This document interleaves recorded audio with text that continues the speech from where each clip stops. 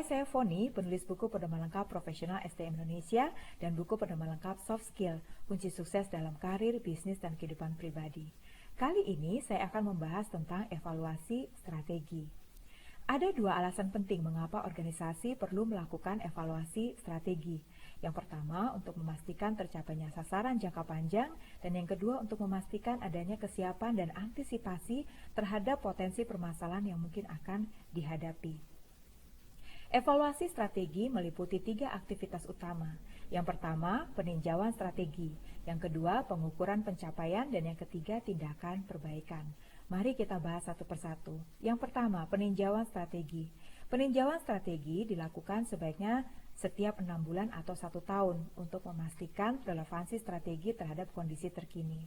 Kondisi-kondisi kritis yang memerlukan peninjauan strategi yang pertama adalah ketika terjadi penyimpangan pencapaian sasaran jangka pendek terhadap pencapaian sasaran jangka panjang.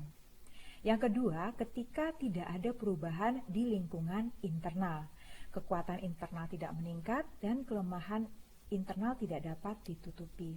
Berikutnya adalah ketika terjadi perubahan di lingkungan eksternal yang berdampak pada pencapaian sasaran jangka pendek namun tidak dapat diantisipasi oleh kekuatan internal.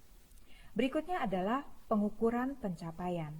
Pengukuran pencapaian sebaiknya dilakukan setiap 6 bulan, walaupun laporan pencapaian baru akan dibuat setelah tahun kinerja berakhir.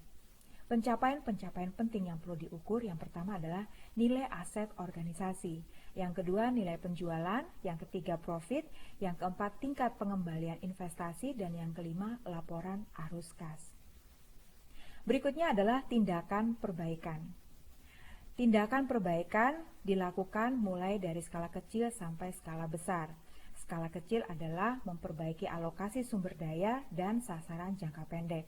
Perbaikan skala besar adalah dengan memperbaiki sasaran jangka panjang dan strategi organisasi.